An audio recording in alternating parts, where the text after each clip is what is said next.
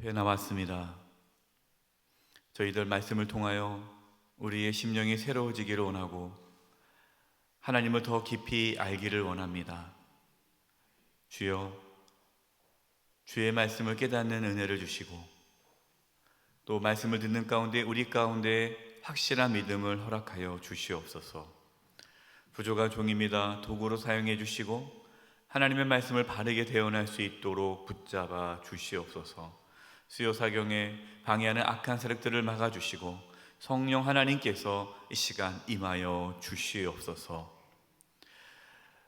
오늘 이 자리에 나온 우리 사랑하는 성도님들, 또 영상으로 함께 말씀을 나누는 우리 사랑하는 모든 성도님들, 한 영혼 한 영혼 하나님께서 붙잡아 주시고 인도하여 주시옵소서. 주님께 의탁드리옵고 예수님의 이름으로 기도드립니다. 아멘. 할렐루야. 네. 오늘은 5번째, 긍휼히 여기시는 하나님, 룻기에 대한 말씀을 나눕니다. 룻기는 총 4장으로 되어 있죠. 짧은데 마치 한 편의 영화를 보는 것 같고 그런 내용이죠. 예. 근데 여러분 보십시오. 이 룻기 말씀의 그 배경이 어느 시대입니까? 예, 사사시대라고 나왔어요. 예, 사사 때에 사사들이 치리하던 때에 이게 1장 1절에 딱 나와요. 처음에 시작이 사사들이 치리하던 때에 사사시대라는 거예요. 우리가 지난 여기서 2번에 걸쳐서 사사시대에 대한 말씀을 나눴습니다. 사사시대가 어떤 시대였습니까? 영적 암흑기와 같은 시대였죠. 네. 제사장들도 타락하고 제사장이 타락했으니 일반 백성들이야 말할 것도 없죠. 또 심지어 사사로 세워준 그 지도자들도 이렇게 타락하는 모습들을 우리가 보게 되었습니다. 그게 영적 암흑기 시대였어요. 사사 시대에 하나님의 역사가 크게 나타나지 않습니까? 이 사사 그동안 이제 여호수아 계속 이제 출애굽부터 시작해가지고 이스라엘 민족에 대한 역사가 계속 거대한 역사가 흘러가지 않습니까? 그리고 여호수아 또 사사기 보면은 이스라엘 이제 민족의 그런 역사들이 쫙 흘러가고 있는데 갑자기 룻이라는 이 여인에 대한 이야기가 딱 들어와요. 하나님은 어떤 분이세요? 우주 만물을 창조하시고 우주 만물을 다스리시는 분임에도 불구하고 딱 한 사람을 다 보고 계시다는 거예요. 제가 처음에 신앙생활을 할 때 저는 그게 이해가 되지 않았어요. 하나님이 엄청 크신 분인데 나 같은 자를 하나님께서 신경이나 쓸까? 좀 이렇게 유명한 사람들, 그래도 교회에 이렇게 특별한 분들만, 믿음 좋은 분들만 하나님께서 이렇게 관심을 갖지, 나같이 초신자, 그때 제가 초신자였잖아요. 초신자, 아무것도 없는 가난한 학생, 비전이 없고 아무것도 없는, 미래가 없는 그러한 근데 제가 재수생이었으니까 나와 같은 이렇게 가난한 재수생을 하나님이 아실까? 근데 하나님이 저 같은 자도 사랑하시고 보살피시고 아신다는 것을 깨달았을 때 제가 큰 은혜를 받았어요. 하나님은 우리 한 사람 한 사람을 다 아십니다. 이게 룻기의 말씀이에요. 여러분, 룻이 어떤 여인이에요? 이방 여인입니다. 이방 여인. 아무도 모르는 거죠. 그냥 잊혀진 존재로 살아갈 수밖에 없는 여인인데 하나님께서 아무것도 아닌 그 이방 여인의 삶을 하나님께서 이끌어 가신다는 것을 우리가 룻기를 통해서 알 수가 있습니다. 하나님께서 저와 여러분 한 분 한 분을 이끌어 가십니다. 여러분 그것을 믿으시고 이 룻기 가운데, 이 말씀 가운데 역사하셨던 하나님이 동일하게 우리 각 사람에게 역사한다는 것을 믿으시기 바랍니다. 여러분 그걸 믿으셔야 돼요. 예. 이 룻기에 나와 있는 하나님이 나의 하나님이다라는 것을 여러분들이 받아들이면 여러분의 삶 가운데도 엄청난 하나님의 역사가 나타납니다. 여러분들이 이제 룻기 말씀을 보면 이스라엘의 그 문화를 좀 이해를 해야 합니다. 그 문화 중에 하나가 기업 물을 자, 기업을 물은다는 거죠. 여러분 신명기 이미 우리가 뭐 말씀을 봤지만 그래도 신명기 25장 5절과 6절을 한번 볼 텐데요.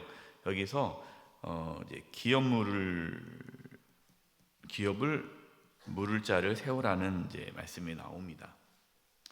이것이 이제 신명기 25장 5절과 6절 말씀을 근거해서 이 룻기의 말씀이 이제 실제적으로 이루어지는 내용이 나오죠. 25장 5절과 6절을 보겠습니다. 제가 읽을게요. 신명기 25장 5절과 6절. 형제들이 함께 사는데 그중 하나가 죽고 아들이 없거든 그 죽은 자의 아내는 나가서 타인에게 시집가지 말 것이요 그의 남편의 형제가 그에게 들어가서 그를 맞이하여 아내로 삼아 그의 남편의 형제된 의무를 그에게 다할 것이요 그 여인이 낳은 첫 아들이 그 죽은 형제의 이름을 잊게 하여 그 이름이 이스라엘 중에서 끊어지지 않게 할 것이니라. 이것이 이제 기업을 물을 자예요. 그러니까 이제 결혼을 했어요. 그런데 이제 남편이 일찍 생을 마감했습니다. 근데 자녀가 없어요. 그러면은 그 기업을 그 조상 때부터 받은 그 기업이 사라지는 끊어지잖아요. 그래서 다른 형제들이 이제 아내를 맞이해서 그 죽은 그 남편의 그 기업이 끊어지지 않도록 이어지도록 하는 제도예요. 이렇게 하나님께서 이렇게 한 이유가 뭐냐면 가문을 보존하는 거죠. 그리고 또 가문의 재산을 보존하는 거예요. 마지막으로 과부를 보호하기 위해서죠. 이 당시에 과부는 경제적인 능력이 없잖아요. 예, 그러면 또 결혼을 해서 또 이제 어떠한 가정 안에서 있어야 이제 보호를 받을 수 있기 때문에 보호하기 위해서 하나님께서 이렇게 이 기업 물을 자를 세울 것을 말씀하십니다. 근데 형제 중에 없어요. 형제가 없단 말이에요. 그러면은 가까운 친족이 이제 그걸 감당하는 거예요. 뭐 사촌, 뭐 육촌 쭉 가는 거죠. 예. 이 내용이 이제 룻기에 나오게 됩니다.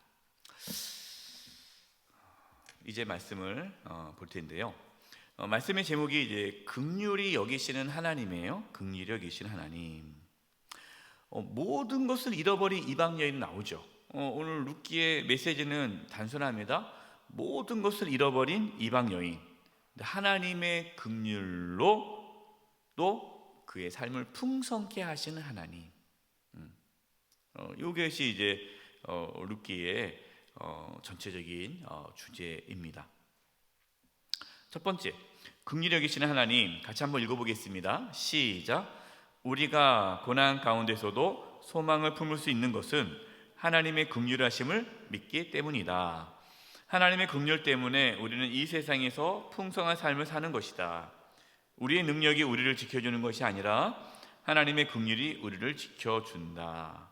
시작. 주여 우리를 긍휼히 여겨 주옵소서. 예. 주여 우리를 긍휼히 여겨 주옵소서. 자, 룻기 이제 2장 12절 말씀을 보도록 하겠습니다. 제가 읽을게요. 여호와께서 내가 행한 일에, 여기서 누가 누구에게 지금 하는 말씀입니까? 보아스가 룻에게, 보아스가 룻에게 하는 내용이에요. 내용 중에 한 대목입니다. 보아스가 룻에게 얘기하는 거예요. 여호와께서, 하나님께서 내가 행한 일에 보답하시기를 원하며. 여러분, 하나님의 긍휼, 물론 하나님의 은혜가 있어요. 뭐 그렇다고 해서 그냥 막 게으르고 나태하고 아무것도 하지 않고 믿음으로 살지 않고 그냥 막 살아도 하나님의 긍휼이 계속 오느냐? 그렇지는 않죠.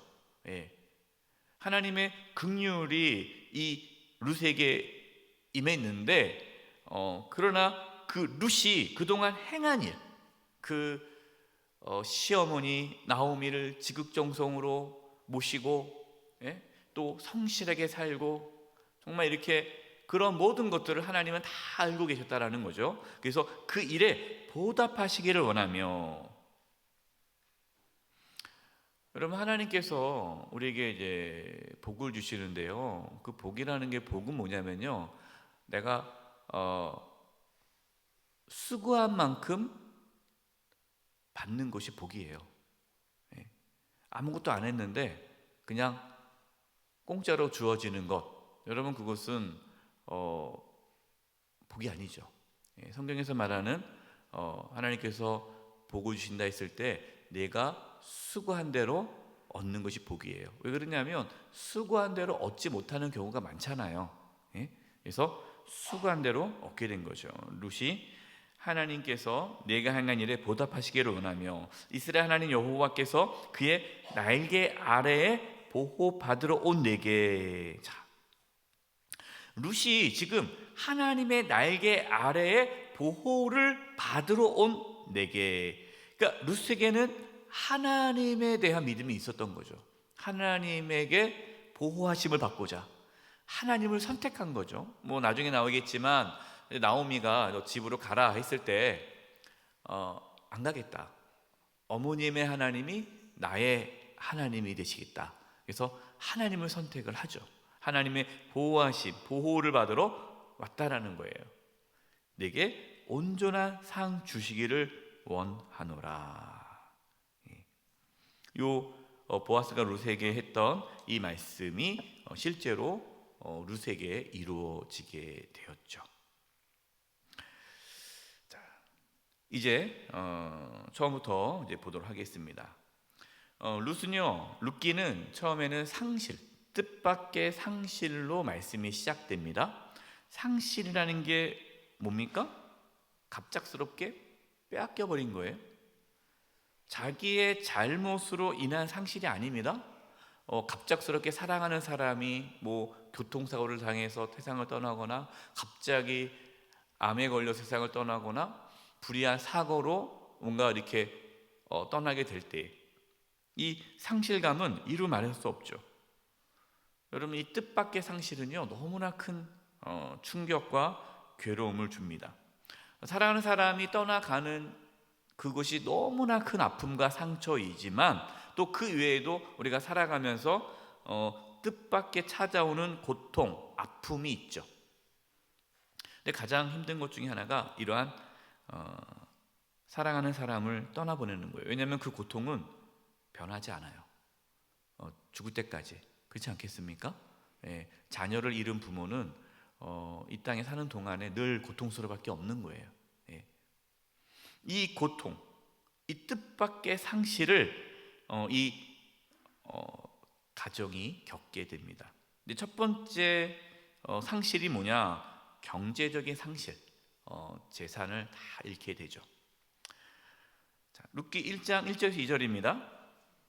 사사들이 치리하던 때에, 아까 말씀드렸어요, 영적 암흑기 때에 그 땅에 흉년이 드니라. 예.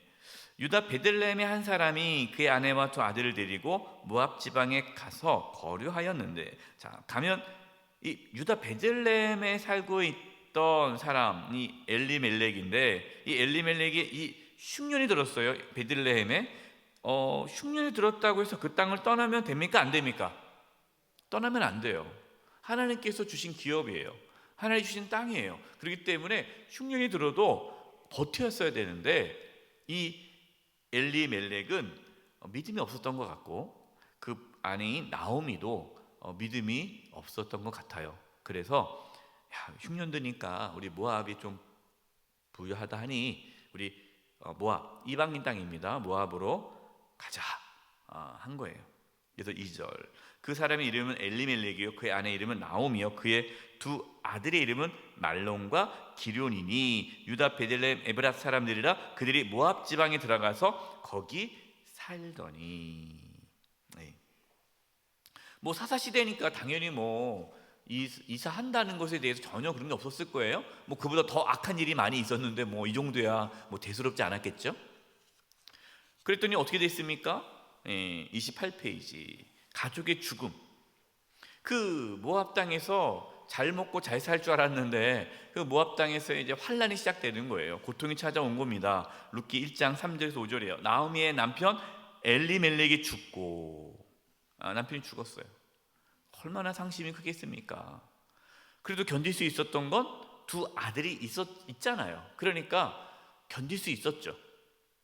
4절 보니까 그들은 모압 여자 중에서 그들의 아내를 맞이해야 했는데 하나는 이름은 오르바요 하나의 이름은 루시더라. 그들이 거기 거주한 지 10년쯤에, 그러니까 거주한 지 10년쯤에. 5절 참 마음이 아픕니다. 말론과 기런 두 사람이 다 죽고,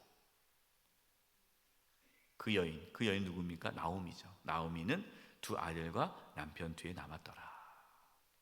갓 결혼한 아들 두 아들이 원인은 나오진 몰라요. 원인은 모르지만 어쨌든 다 죽었어요. 남편도 죽었습니다. 의지했던 두 아들도 죽었어요. 여러분, 나오미는요 모든 것을 잃은 거예요. 이거보다 더 잃을 게 뭐가 있겠습니까? 뭐 삶에 무슨 의미가 있겠어요? 여러분, 룻기에 나오는 이 나오미의 삶은 우리가 이 땅에서 겪을 수 있는 가장 큰 고통을 대변하는 거죠. 이제 이게 중요합니다. 여러분, 우리가 살아가면서요 뜻하지 않는 이러한 상실, 고통, 아픔을 겪을 때가 있어요.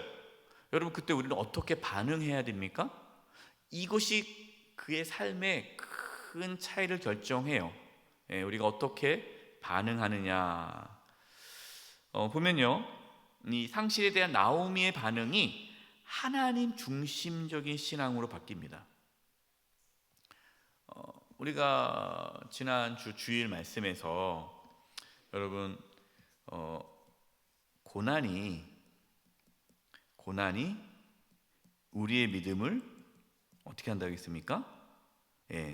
성숙하게 하고 굳건하게 한다라고 했잖아요. 고난이 우리의 믿음을 성숙하게 하고 굳건하게 합니다. 이 부분이 여기서 동일하게 나오죠. 이 상실로 인해서 나오미가 세상 중심적인 신앙에서 하나님 중심 신앙으로 바뀝니다. 그 전에 세상 중심이었어요. 이사하는 것 자체가 세상 중심이죠. 원래는 이제 하나님 중심이었으면은 베들레헴을 떠나면 안 되는데 그의 삶에는 하나님 중심이 아니었기 때문에 세상이 중심이었기 때문에 어떻게 하면 잘 살까, 어떻게 하면 평안하게 살까, 어떻게 하면 성공할까, 여기에 그냥 관심이 있었기 때문에 이사를 한 거잖아요. 그런데 내가 그렇게 성공을 바라보고 내가 그렇게 모든 것을 다 가질 수 있을 것이다 라고 여기고 막 달려왔는데 결과적으로 뭐예요? 다 잃어버린 거예요. 얼마나 허망하겠어요. 그러니까 다 잃고 나서 깨달은 거예요. 이게 아니구나. 내 인생은 내가 뭔가 주장할 수 있는 게 아니고 내가 뭔가 다 해결할 수 있는 것이 아니구나. 그제서야 하나님을 찾게 되죠. 1번입니다. 하나님의 돌보심을 바라보게 돼요. 룻기 1장 6절과 7절입니다. 우리 6절을 같이 한번 읽어보겠습니다. 시작. 그 여인이 모압 지방에서 여호와께서 자기 백성을 돌보시사 그들에게 양식을 주셨다 함을 듣고 이에 두 며느리와 함께 일어나 모압 지방에서 돌아오려 하여. 자, 이게 보시면요, 모압 지방에서 이 여인이 이제 다 잃었어요. 이제는 살아갈 희망이 없어요. 그때 소식이 들은 거예요. 하나님께서 자기 백성을 돌보신다. 그러니까 자기가 있었던 고향 베들레헴 땅이 흉년이 사라지고 다시 풍년이 되고 그들이 넉넉하게 졌다라는 소식을 듣게 된 거예요. 나는 다 잃어버렸는데 오히려 그쪽 고향 사람들은 풍요롭게 됐다는, 하나님께서 그들을 돌보신다는 말씀을 듣게 되죠.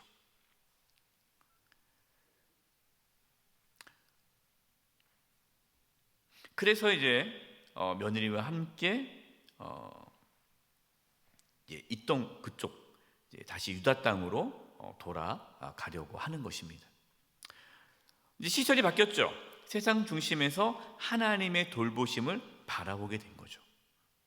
여러분, 우리가 어떠한 상실을 겪었을 때요, 하나님의 돌보심을 바라볼 수 있기를 바랍니다. 하나님의 돌보심, 하나님을 바라보셔야 돼요. 두 번째, 타인에 대한 배려. 여기서 타인은 며느리죠. 룻기 1장 8절입니다. 나오미가 두 며느리에게 이르되 너희는 각기 너희 어머니의 집으로 돌아가라. 너희가 죽은 자들과 나를 선대한 것 같이 여호와께서 너희를 선대하시기를 원하며. 이 며느리들은 지금 결혼했지만 아이가 없어요. 신혼이란 말인데 아기를 아직 못 가졌어요. 아기가 없습니다. 그리고 지금 이 두 며느리의 고향은 어디예요? 모압이에요. 지금 자기가 이렇게 두 며느리를 데리고 베들레헴으로 간다고 해서 그 며느리가 결혼할 수 있는 게 아니죠. 이방 여인하고 누가 결혼하겠으며, 또 가난한 이 과부를 누가 먹여 살리겠어요. 그러니까 오히려 이 두 며느리가 자기 때문에 고생하고 그 젊은 인생을 이제는 다 망쳐야 되니까, 사실은 이 시어머니 입장에서는 그래도 며느리만이라도 있으면 좋겠잖아요. 이 나이가 들어가지고 그래도 며느리가 옆에 있는 게 얼마나 든든하겠습니까? 근데 자기중심적인 게 아니죠. 자기중심적인 거에서 다른 사람 중심적인 사고로 바뀐 거예요. 여러분, 우리가 어떠한 상실, 어려움이 생길 때 대부분 사람들은 자기중심으로 가죠. 내 코가 석잔데 남의 거 무슨 신경 쓰나. 근데 여러분, 그것은 잘못된 반응이에요. 우리가 어떤 상실을 겪거나 어려움을 겪었을 때에 또 다른 사람, 주변 사람을 배려하는 마음을 갖는 게 중요하죠. 그래서 배려죠. 가라. 하나님께서 너희를 선대하기를 원한다. 축복 기도 해주는 거예요. 여러분들 며느리들 잘 해주십니까? 네. 요즘 시어머니 분들은 다 며느리 눈치 보신다 하더라고요. 옛날에는 안 그랬는데 요즘에는 함부로 갈 수도 없고 전화도 못 한다고, 전화하면 며느리 싫어할까봐 전화도 못 한다고 그러시는데, 잘 해줘야 돼요. 며느리뿐만 아니라 우리 주변 사람들한테 잘 해야 됩니다. 배려해야 돼요. 세 번째, 하나님의 주권을 인정하는 겁니다. 룻기 1장 13절입니다. 너희가 어찌 그들이 자라기를 기다리겠으며, 여기서 이제 그들이 자라기를 기다리겠으며 누구냐면은 이제 너희가 나랑 같이 베들레헴으로 가서 거기서 내가 결혼을 해서, 결혼한다는 것도 불가능하겠지만 결혼해서 아이를 낳는다고 해도, 아이를 낳는 것도 불가능하겠지만 아이가 들어서 그렇게 해도 그 아이가 커서 너희와 결혼을 해야 되는데 그게 가능하겠느냐? 그러니까 불가능하다. 그러니까 너희들이 날 따라와봤자 평생 결혼 못하고 힘들게 살 수밖에 없다라는 거죠. 어찌 남편 없이 지내겠느냐 결심하겠느냐? 그러면서 보십시오. 내 딸아, 그렇지 아니하니라.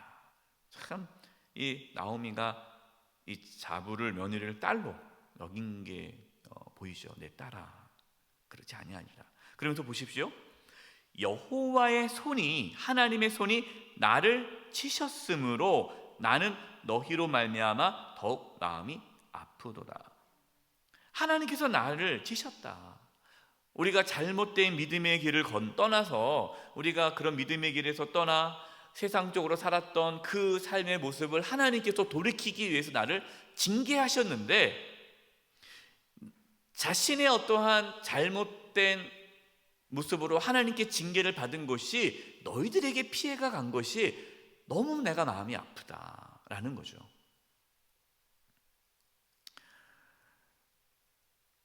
그러면서 이제 첫째 며느리는 이제 갔고, 이제 둘째 며느리는 같이 따라오죠. 이제 집에 왔습니다. 이제 베들레헴에 돌아왔어요. 그랬더니 사람들이 나오미 오셨냐고 막 환영해 줍니다. 그때 나오미가 이렇게 얘기하죠. 룻기 1장 21절.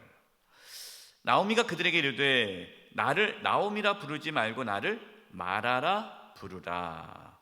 여러분, 나오미는 무슨 뜻입니까? 희락, 기쁨이란 뜻이에요. 마라는요, 괴로움, 고통, 이러한 뜻이죠. 말하라 부르라, 이름 바꾼 거예요. 나를 나오미라 하지 말고 말하라 해라. 왜냐하면 이는 전능자가 나를 심히 괴롭게 하셨음이니라. 하나님 나를 괴롭게 하셨다는 거죠. 여러분 이거 말 들어보면은 뭐 하나님한테 속상해가지고 하나님 나 왜 괴롭히십니까? 그런 의미가 아니에요. 하나님이 나를 이렇게 징계하셨다.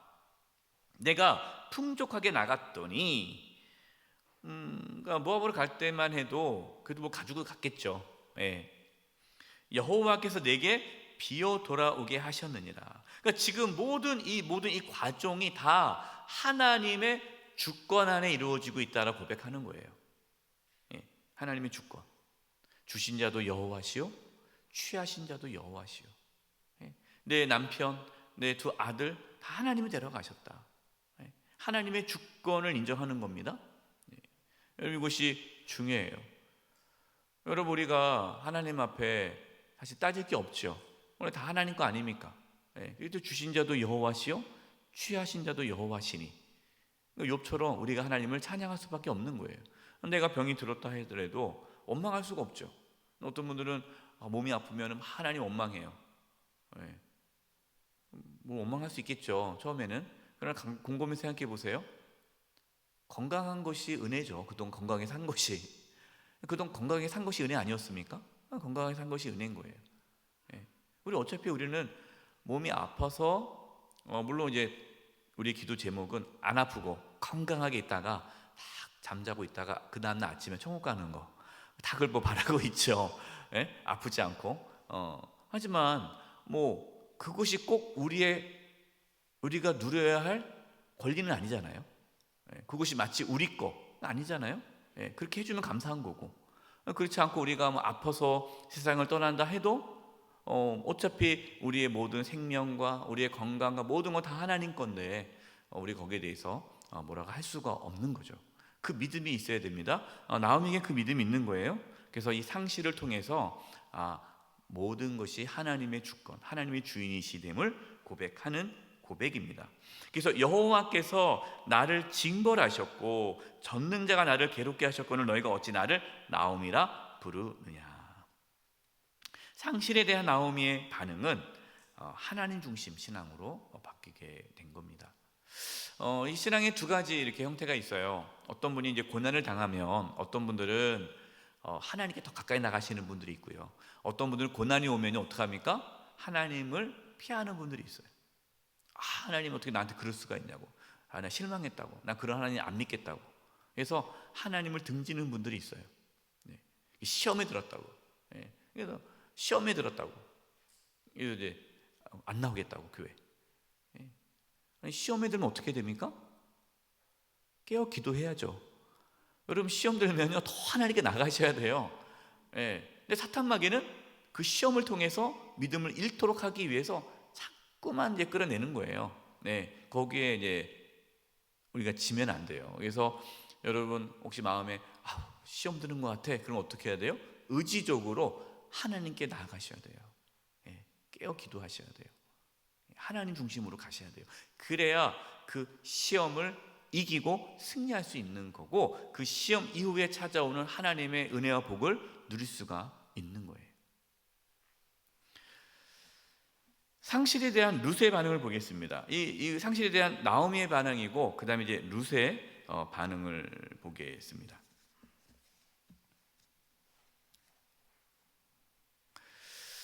자, 룻은요 현재 자리에서 충실합니다. 여러분 이게 중요합니다. 현재의 자리에서 충실하는 거예요. 루키 1장 16절 같이 한번 읽어보겠습니다. 시작. 룻이 이르되 내게 어머니를 떠나며 어머니를 따르지 말고 돌아가라 강건하지 마옵소서. 어머니께서 가시는 곳에 나도 가고 어머니께서 머무시는 곳에 나도 머물겠나이다. 지금 이 룻에게 있어서의 자리는 어떤 자리예요? 며느리 자리잖아요. 며느리. 예, 지금 며느리잖아요. 그리고 지금 자기의 자리는 시어머니와 함께 있잖아요. 근데 가능성이 없어 보여요. 사실은요. 가능성이 없어 보인단 말이에요. 이 삶이 시어머니와 함께 베들레헴으로 가는 것이 전혀 세상적으로 바라보면은 그는 미련한 거죠. 그러나 이 룻은요, 가능성이 없어 보이지만 현재의 자리에서 충실합니다. 이런 분들이 있어요. 직장 생활 하시는 분들 중에 직장 생활 하잖아요. 그러면 직장 들어가자마자 막 불평불만하는 분들이 있어요. 이 회사는 뭐 복지가 이러고 월급도 적고 뭐 투덜투덜. 그 지금 현재의 자리에 충실하지 않아요. 네? 난 나갈 거라고. 또 얼마 있다가 또 나가요. 새로운 또 직장 갑니다. 그럼 또 거기서 또 불평불만해요. 꼭 그런 분들이 있어요. 그러니까 현재 지금 나의 현재 상황에 충실하지 않고 그냥 불평과 원망만 하는 분들이 있어요. 대학도 그래, 학생들도 그래요. 이제 대학에 딱 들어가면은 내가 이 다니는 대학에서 열심히 수업하고 공부하고 이런 학생이 있는 반면에 적지 않은 학생들이 내가 말이야 내가 이런 후진 학교 올 학생이 아닌데 말이야. 내가 내 수준이 안 맞는다고 막 이러면서 그냥 불평불만만 하는 거예요. 충실하지 않은 거예요. 그러니까 너무 이게 안타깝죠. 여러분 지금 현재의 자리에서 충실하는 것이 중요합니다. 우리가 모든 걸 만약에 잃었다고 해봅시다. 잃었어요. 상실감이 찾아왔습니다. 그럼 그 상실로 인해서 계속 과거에 연연하는 거예요.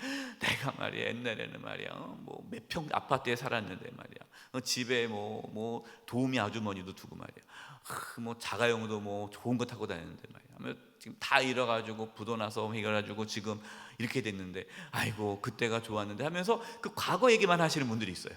네, 과거 얘기. 지금 현재 내가 충실하게 최선을 다해 살 생각은 안 하고 그냥 과거만 붙잡고 사는 거예요.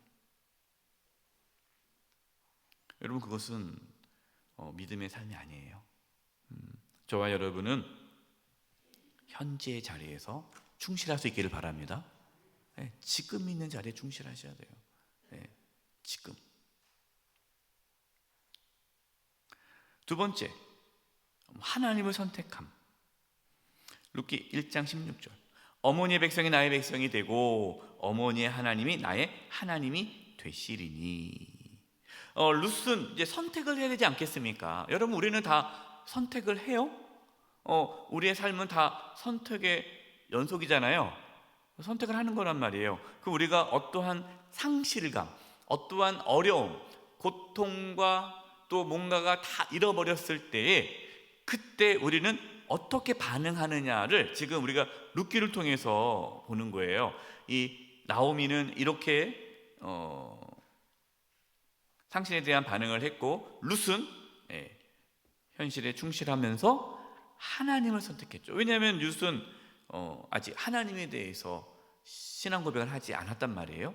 모압 땅에 살았기 때문에 우리가 추측하건대 분명히 이 모압 땅에서 나오미는 하나님을 섬기지 않을 수도 있어요.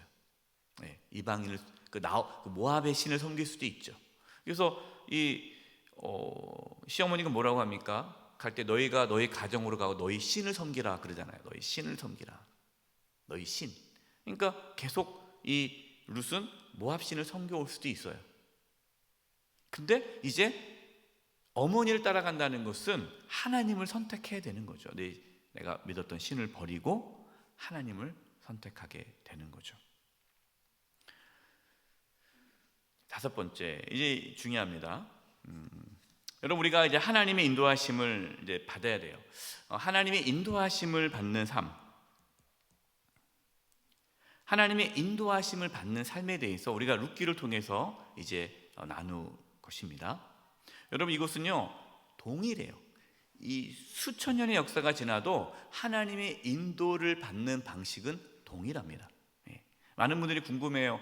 목사님, 어떻게 하나님 인도를 받을 수 있죠? 어떻게 하면 하나님의 은혜가 내 삶 가운데 올 수 있을까요? 어떻게 하면 정말 하나님께서 나의 삶을 풍성케 하실까요? 물론 기도해야 되고요, 말씀 열심히 읽고 하나님 사랑하고 다 해야 되죠. 그건 기본적으로 다 여러분이 아는 건 다 하는 거고, 여기서 이제 구체적으로 하나하나 살펴보겠습니다. 첫 번째, 같이 한번 읽어보겠습니다. 시작. 현재의 삶에서의 성실함. 현재, 중요한 게 현재고요. 두 번째, 성실해야 돼요. 하나님은요 성실한 사람을 이끌어주세요. 게으른 사람, 제가 자주 말씀을 드립니다. 게으른 자는 누구도 안 쓴다고요? 마귀도 안 쓴다. 마귀도 안 쓴다. 여러분, 이단들이 누구에게 접근해 옵니까? 열심히 있는 사람에게 접근 와요. 그래서 제가 이게 강의 들어보니까요, 그 이단들이 시험을 보잖아요. 그 테스트를 해요. 그 테스트를 하는 신천지 있지 않습니까? 신천지요. 그 신천지 회원 되려면요 시험 보고 들어가야 돼요. 아주 어렵습니다. 과정이 있어요. 그럼 그 과정을 통해서 누구를 걸러내는지 아세요? 게으른 사람 다 빼요. 제대로 훈련 안 한 사람. 이 훈련에 열심히 참여한다는 건 성실한 사람이거든요. 그래서 게으른 사람은 자기네 조직에 들어와 봤자 도움이 안 되고 이게 손해라는 거예요. 그래서 철저하게 나태하고 게으르고 성실하지 않은 사람은 다 빼고 성실한 사람들만 다 빼갑니다. 이게 사탄 마귀가 그래요. 하나님은 성실한 사람. 근데 언제 성실해야 돼요? 현재의 삶에서 성실한 사람을 하나님은 인도해 주세요. 어떤 분들은 가만히 있어요. 기도만 하고 그냥 기도만 하고. 그래도 기도가 성실한 거죠. 그것도 성실한 거죠. 기도 안 하는 사람도 있으니까. 뭐 기도만 하는 것, 여러분, 그것도 성실입니다, 사실은. 근데 기도도 안 하고 가만히 있는 사람도 있거든요. 가만히 있으면 하나님의 인도를 받을 수 없어요. 뭐 기도를 열심히 하면 하나님께서 그 기도하는 가운데 감동을 주시고 또 지혜도 주시거든요. 근데 가만히 있으면 안 돼요.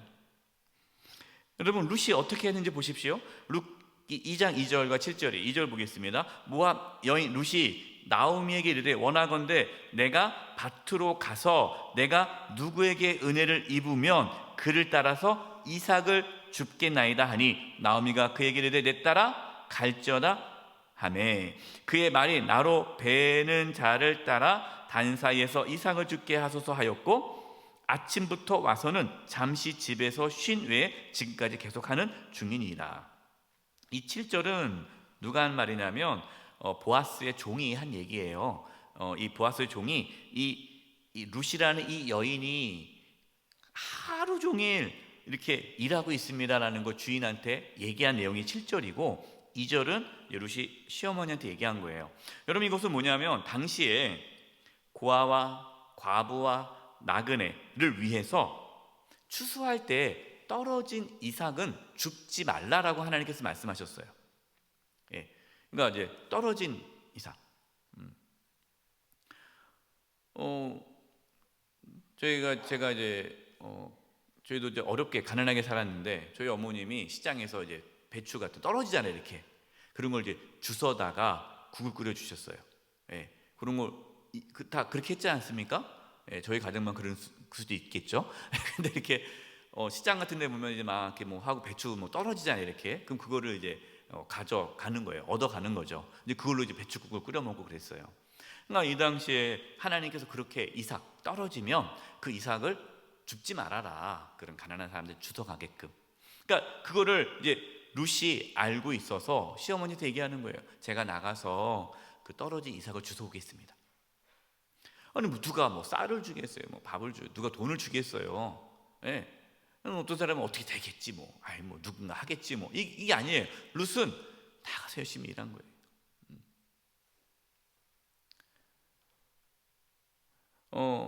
물론 이거는 뭐 물론 몸이 아파서 어쩔 수 없이 일할 수 없으면 어쩔 수 없겠지만 여러분 일할 수 있으면 일하시기 바랍니다. 네. 일할 수 있으면 일하셔야 돼요. 네. 어떤 분들은 뭐가 없네, 뭐 누가 도와줘야 되는데 막 그러면서 일을 안 해요. 네. 근데 제가 너무 감사한 거는 우리 성도들 중에서도 정말 열심히, 정말 어렵지만 또 열심히 일하시는 분들이 있어요. 네. 열심히 일하시는 분들이 계십니다. 그렇게 열심히 일하시고 정말 작은 돈을 받으시는데 그 돈 해가지고 하나님께 또 예물을 드리고 헌금 드리는 분들이 있어요. 하나님 그런 분, 성실함. 그래서 이 아침부터 잠시 집에 쉰 후에는 지금까지 계속 일하는 중입니다. 그 중에서 제일 성실한 거예요. 이삭 줍는 그 여인들 중에, 가난한 자 중에 제일 성실한 거예요. 여러분, 하나님의 인도와 은혜는요, 현재의 삶에 충실할 때 주어집니다. 현재의 삶에 충실할 때, 작은 일에 충실할 때 하나님께서 큰 일을 주시는 거예요. 그래서 목회자들도 마찬가지입니다. 제가 종종 가끔 이제 우리 교육자들한테 말씀을 드려요. 목회자들 중에서도 열심히 목회하시는 분들이 있어요. 부목사님, 교육전사 때, 부교육자 때 열심히 합니다. 누가 보든 안 보든 열심히 해요. 하나님께서 그분들을 인도해요. 네, 저에게는 그런 분들이 없지만 제가 그동안 목회하면서 또 성실하지 않은 목회들도 있긴 있어요. 사실은요. 그럼 하나님께서 인도를 안 하세요. 너무 안타까워요, 여러분. 그래서 우리가 성실해야 됩니다. 그래서 저는 이제 우리 청년들한테도 가끔 그 얘기를 해요. 여러분, 아르바이트를 해도 성실히 해라. 여러분, 식당 같은 데 들어가면 아르바이트생이 있으면 이 아르바이트생이 주인처럼 일하는 아르바이트생이 있고 그냥 귀찮아가지고 어떻게 하면 시간만 때우고 돈이나 벌자는 아르바이트생 있잖아요. 똑같이 지금은 아르바이트생이죠. 똑같은. 근데 10년, 20년 후에 삶은 완전 다릅니다. 성실히 몸에 배야 돼요. 성실해야 돼요. 여러분이 직분을 맡았잖아요. 내가 권사의 직분을 맡았다. 그럼 권사로서 성실하셔야 돼요. 어떤 분은 권사 직분 받고도 그냥 성실하지 않으면 여러분 그건 안 돼요. 직분을 맡으면 성실해야 돼요. 한중 직분자면은 또 성실하고, 재직이면 또 성실해야 돼요. 하나님께서는 성실함 가운데 인도하신다. 만약에 룻이 그렇게 성실하지 않았으면은 보아스를 못 만났죠. 룻기 2장 11절입니다. 보아스가 그에게 대답하여 이르되 내 남편이 죽은 후로 내가 시어머니에게 행한 모든 것, 시어머니에게 행한 모든 것, 내 부모와 고국을 떠나 전에 알지 못하던 백성에게 온 일이 내게 분명히 알려졌느니라.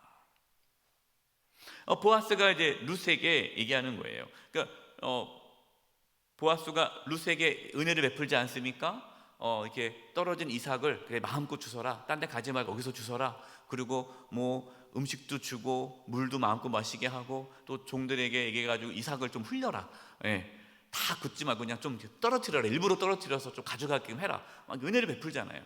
그러니까 이 룻이 내가 무엇이간에 이런 은혜를 베풉니까? 그러니까 안다라는 거예요. 보아스가 다 내가 들었다. 어머니에게 행한 모든 것. 그러니까 어머니에게 얼마나 이 룻이 시어머니 나오미를 얼마나 잘 모셨겠어요. 성실하지 않았겠어요? 성실하게 어머니를 모신 거예요. 우리 권사님들 보면은 시집살이에 와가지고 고생하는데 그 시어머니를 정말 잘 모시는 분들이 있더라고요. 정말 귀한 거죠. 여러분, 부모님을 정말 잘 모시기 바랍니다. 성실하게 부모님을 모셔야 되고, 우리가 지금 맡고 있는 거, 내 지금 현재 주어진 이제 최선을 다해야 돼요. 이거를 다 알아요. 주변에서 압니다. 두 번째, 우연을 통해서 하나님께서 인도하세요. 우연.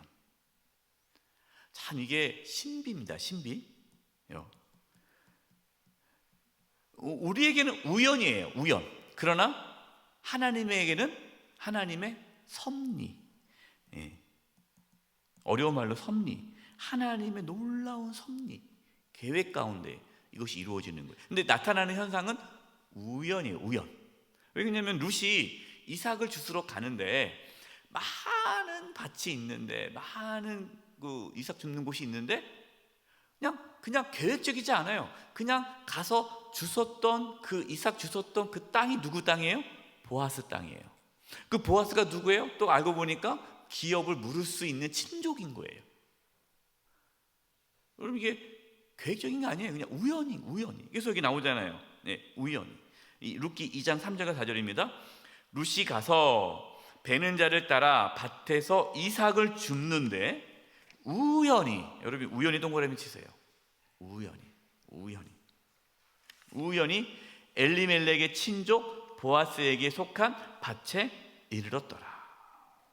마침 보아스가, 마침 동그라미,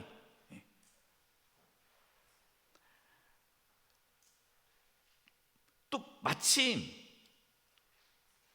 보아스가 베들레헴에서부터 왔어요. 와서 베는 자들이 이르되 여호와께서 너희와 함께 하시기를 원하노라 하니 그들이 대답하되 여호와께 당신에게 복 주시기를 원하나이다. 마침 또 보아스가 여러분 보아스가 이제 주인인데 매번 그 밭에 안 가잖아요.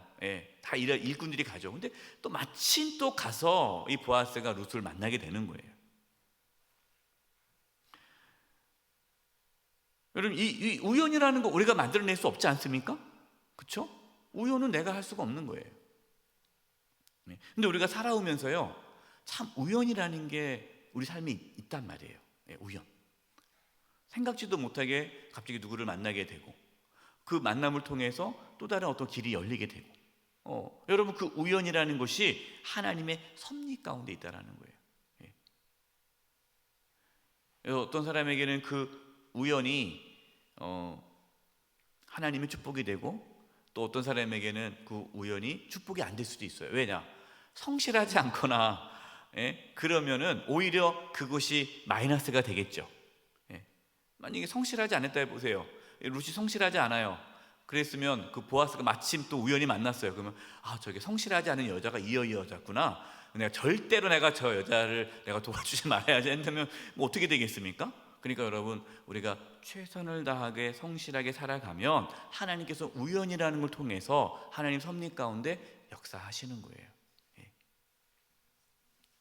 이걸 우리는 은혜라고 말을 합니다. 세상 사람들은 우연이에요. 야, 재수가 좋았네. 어떻게 그런 일이 있어? 야, 정말, 너 정말 재수 좋다. 우연이구나. 그러지만 우리는 은혜다, 하나님의 섭리다라고 말을 하는 거예요. 저와 여러분 가운데 이 하나님의 섭리가 있기를 바랍니다. 여러분 이 우연 가운데 하나님의 섭리가 있어요. 세 번째 읽어보겠습니다. 시작. 겸손한 말과 행동을 통해 인도하시는 하나님. 이게 참 중요해요. 겸손한 말과 행동을 통해 인도하시는 하나님. 여러분 우리가 평상시에 어떻게 살아야 돼요? 겸손하게 말과 행동을 해야 됩니다. 여러분 이것을 통해서 하나님께서 인도하세요. 이게 정말 중요합니다. 그래서 여러분 누구를 만나도요 겸손하게 대해야 돼요. 누구를 만나도 함부로 대해서는 안 돼요. 제가 아는 분이 있는데 그분이 연구소에서 누구랑 싸웠어요. 자기 이제 박사 과정이 있는데 연구소에서 자기 박사 과정이면 연구소 있지 않습니까? 근데 연구소 그 직원과 싸웠어요.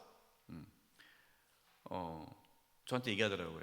뭐 속상해서 막 싸웠다고, 막 대판 싸웠다는 거예요. 그래서 제가 그래서 싸우지 말죠. 나중에 어떻게 될지 몰라요. 그 사람 나중에 또 중요한 자리에서 만나면 안 되니까 항상 조심하셔야 됐더니 난 그 사람 다시는 만날 일이 없다고. 다시는. 근데 결국 어떻게 됐습니까? 이분이 교수 임용하는데 교수를 임용하는 그 자리가 다 있어요. 근데 그 교수 임명하는데 그 총장이 이제 마지막 결정을 해야 되는데 딱 보니까 이분이 여기 있었네. 보니까 여기 내가 아는 지인이 있는데 연락한 거예요. 이 사람을 내가 교수로 모시려고 하는데 우리 학교에서 이 사람 어떤가요? 그랬더니 싸운 사람한테 전화가 간 거예요. 그 사람 안 됩니다. 여러분, 그 유명한 말이 있죠. 되게는 못해도 안 되게는 할 수 있다. 여러분, 되게는 못해요 우리가. 근데 안 되게는 할 수 있어요. 네, 안 되게는 할 수 있어요. 그래서 안 됐어요. 안 됐어요. 그때 그분이 겸손하게 자기가 억울한 일을 당해도 억울함을 참고 그래도 잘 컴플레인 뭔가 이렇게 불평을 얘기해도 겸손하게 할 수 있잖아요. 겸손하게 말할 수 있지 않습니까? 그랬더라면 이게 반전이 될 수 있겠죠. 그 사람 정말 인격적이에요, 훌륭해요. 그러면은 되는 거예요. 저는 그거를 나중에 알고 나서 역시 무섭다. 여러분, 누구를 만나도요 정말 겸손해야 되고요, 말을 함부로 해서는 안 되고 행동도 잘해야 됩니다. 내가 함부로 하고 이 사람 난 다시는 안 볼 거야 근데 그 사람이 꼭 나중에 내 발목을 잡아요. 그렇기 때문에 여러분, 누구를 만나도 항상 겸손하게 말과 행동을 잘 하셔야 됩니다. 룻이 그랬습니다. 룻기 보겠습니다. 룻기 2장 10절입니다. 룻이 엎드려 얼굴을 땅에 대고 절하며 그에게 이르되 나는 이방 여인이거늘 당신이 어찌하여 내게 은혜를 베푸시며 나를 돌보시나이까. 그러니까 보아스가 이렇게 선을 베풀 때에 고마워요 하고 끝나는 것이 아니라 돈 많으니까 당연히 그렇게 해야지 더 해야 되는 거 아니야? 그런 거 있잖아요. 이렇게 누가 도와주면은 돈 많으니까 도와주겠지 당연하게 여기시는 분들이 있어요. 여러분, 그것은 정말 잘못된 거죠. 여러분, 누가 여러분에게 많이 식사를 대접했다 해봅시다. 그럼 여러분 뭐라고 얘기해요? 감사합니다. 그런데 옆에서 아니야 돈 많아, 이 사람 돈 많아, 괜찮아, 먹어도 돼. 꼭 그런 사람이 옆에 있죠. 그런 분들과 멀리 하세요. 물들까 봐. 고마워야죠. 감사하고 고마워하고 겸손하게. 나는 이방 여인이거늘. 자기를 낮추지 않습니까? 나는 이방 여인, 어찌하여 나에게 은혜를 베푸십니까? 2장 13절 한번 보겠습니다. 룻기 2장 13절. 룻기 2장 13절. 제가 읽을게요. 룻기 2장 13절. 룻이 이르되 내 주여. 보아스에게 주라고 얘기하는 거예요. 내가 당신께 은혜 입기를 원하나이다. 나는 당신의 하녀 중에 하나와도 같지 못하오나 당신이 이 하녀를 위로하시고 마음을 기쁘게 하는 말씀을 하셨나이다. 참 말을 예쁘게 하죠. 그러니까 이 룻이라는 여인은요 정말 지혜로워요. 현숙합니다. 말을 참 예쁘게 해요. 그런 분들 있잖아요. 말 한마디를 예쁘게 하시는 분 있지 않습니까? 그러면 여러분, 말 예쁘게 하는 있으면은 더 주고 싶지 않겠어요? 근데 말을 꼭 하는데 꼭 믿게 하는 분들이 있어요. 여러분, 그러시면 안 돼요. 말을 할 때 예쁘게 하셔야 돼요. 하나라도 말 예쁘게. 이게 룻이 이렇게 겸손한 말과 행동, 이걸 통해서 보아스가 감동을 받습니다. 그리고 정말 이 여인은 정말 훌륭하구나, 이제 이런 생각을 갖게 되는 거예요. 그리고 주변 사람들도 다 룻을 훌륭하고 현숙한 여인으로 생각을 하죠. 네 번째 읽어보겠습니다. 시작. 하나님의 뜻에 따라 행동함. 그 다음에 중요한 것이 하나님의 뜻에 따라 행동을 해야 돼요. 행동. 가만히 있으면 안 돼요. 하나님의 뜻이다 라고 한다면 액션, 움직이셔야 돼요. 이제 이 룻이 시어머니에게 얘기하잖아요. 어디서 이 음식을 얻어왔냐, 곡식을 얻어왔냐 했더니 보아스라는 집에서 이게 줬습니다. 은혜를 베풀었습니다. 그러니까 이 나오미가 깜짝 놀라는 거예요. 이 보아스는 우리의 친족이다. 기업 물을 자다. 라는 거죠. 그러니까 네가 이제 가서 보아스에게 가서 기업 물을 자라는 것을 얘기하고 그의 우중을 받아내라 라는 거예요. 근데 이 시어머니의 요구가 어떻습니까? 여러분 룻기 읽어봤지만 쉬운 일이 어려운 일이에요. 어렵지 않겠습니까? 예? 남들 눈 피해가지고 밤에 몰래 가가지고 이 친족집 보아스가 있는 그 잠자리에 몰래 들어가 이렇게 있으라는 거예요. 예. 얼마나 민망하고 얼마나 부끄럽고 이게 얼마나 이게 뭐 누가 알게 되면 얼마나 이게 또 수치스럽고 뭐 여러 가지 힘든 일이 아닙니까? 예. 그리고 이 보아스의 나이가 좀 있어요. 그리고 이 룻은 젊습니다.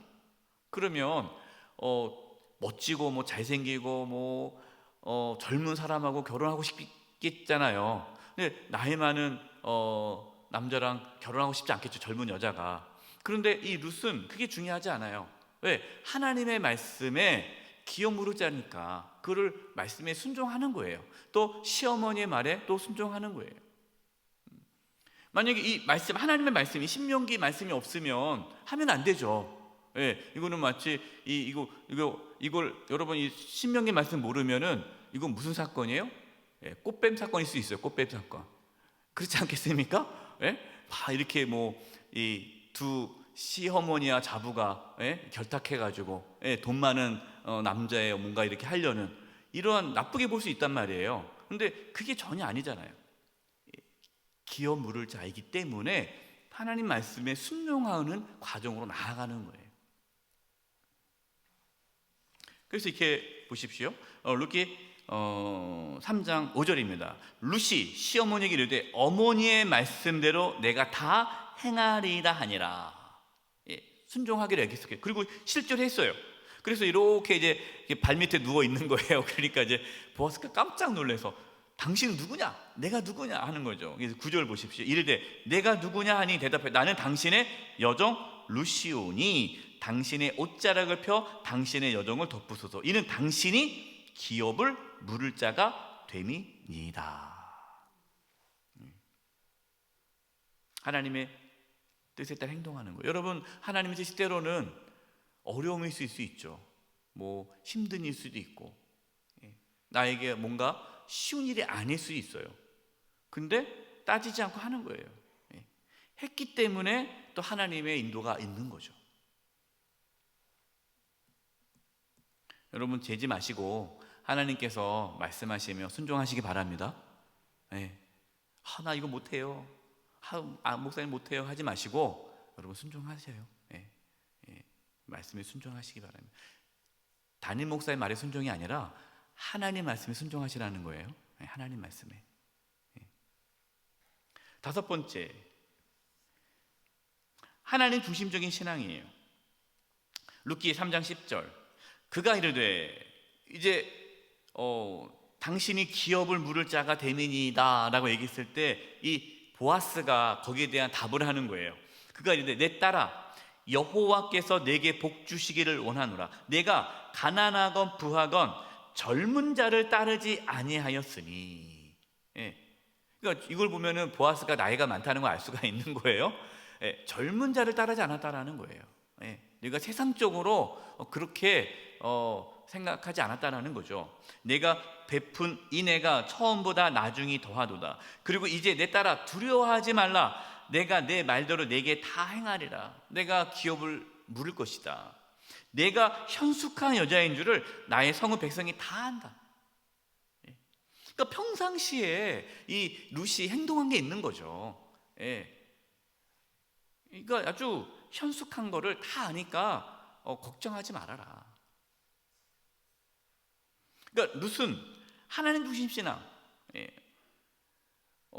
가난하고 부하고 젊은 자를 따르지 않고 하나님 말씀에 순종한 거죠. 그의 삶은 하나님 중심이 된 거예요. 이 룻이 결국 하나님께서 그의 삶을 인도한 거죠. 어떻게 됐습니까? 여섯 번째, 긍휼을 입은 자의 풍성함. 이제 뭐 여러분 읽어보셨겠지만 이 보아스 말고 또 다른 사람이 더 가까운 친족이 있어요. 그래서 가까운 친족이 기업을 물어야 돼요. 그래서 이제 보아스가 먼저 물어보죠. 당신이 기업을 물을 것입니까? 했더니 손해를 봐야 돼요. 기업을 물은다는 것은 자기의 어떠한 기업을 이어가는 것이 아니라 이 룻의 남편, 죽은 남편의 기업을 내가 돈 주고 사서 그걸 이어가야 되기 때문에 뭐 자기 기업도 아니니까 돈 드니까 싫다는 거여서 나는 못하겠습니다 하니까, 그럼 내가, 그 다음에 보아스 차례거든요. 그럼 내가 이 기업을 물으겠습니다 라는 거죠. 그래서 이제 결혼하게 됩니다. 그러자 이제 이 마을 사람들이 이제 이렇게 하는 거예요. 이것이 이제 룻기 4장 14절. 여인들이 나오미에게 이르되 찬송할지로다 여호와께서 오늘 내게 기업 물을 자가 없게 하지 아니하셨도다. 이 아이의 이름이 이스라엘 중에 유명하게 되기를 원하노라. 여러분 이거대로 유명해졌잖아요. 그 후손이 누가 되었습니까? 다윗의 후손 중에 다윗이 나왔잖아요. 15절. 이는 내 생명의 회복자이며 내 노년의 봉양자라. 곧 너를 사랑하며 7 아들보다 귀한 내 며느리가 낳은 자로다 하니라. 얼마나 멋진 표현입니까? 7 아들보다 하나의 며느리가 낫다라는 거예요. 그 며느리가 낳은 자녀로다. 얼마나 여러분 회복이 된 거 아닙니까? 16절. 나오미가 아기를 받아 품에 품고 그의 양육자가 되니. 여러분 이 시어머니죠. 어머니가 이 손주를 어떻게 한 거예요? 신앙 양육자가 된 거예요. 여러분 손주들이 있습니까? 여러분의 손주의 신앙을 우리 할아버지 할머니들이 책임져 주셔야 돼요. 신앙의 대기가 있을 수 있도록. 그래서 자녀들 요즘에 다 일하지 않습니까? 아들하고 며느리 다 일하잖아요.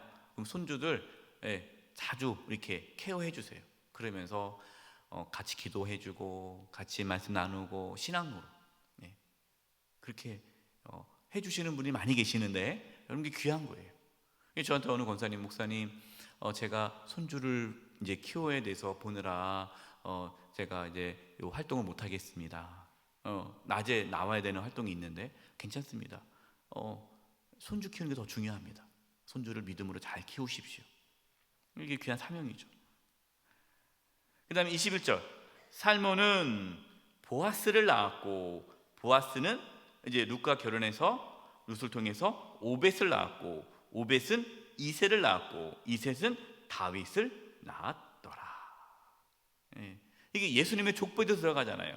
여러분 룻이 예수님의 족보에 들어가요. 그럼 여러분 물어보겠습니다. 보아스, 이 보아스의 어머니가 누구죠? 라합이에요. 라합. 여리고 성이 무너졌을 때 기생 라합 있죠? 기생 라합의 아들이 보아스예요. 그러니까 기생 라합, 그리고 보아스의 아내가 룻, 다 이방 여인 통해서 하나님이 그렇게 역사하신 거죠. 결론입니다. 여러분 하나님의 인도는요 그냥 가만히 있으면 되는 게 아니에요. 현재 삶에서 성실해야 돼요. 여러분이 무엇을 맡았습니까? 거기에서 성실하셔야 돼요. 충성하셔야 돼요.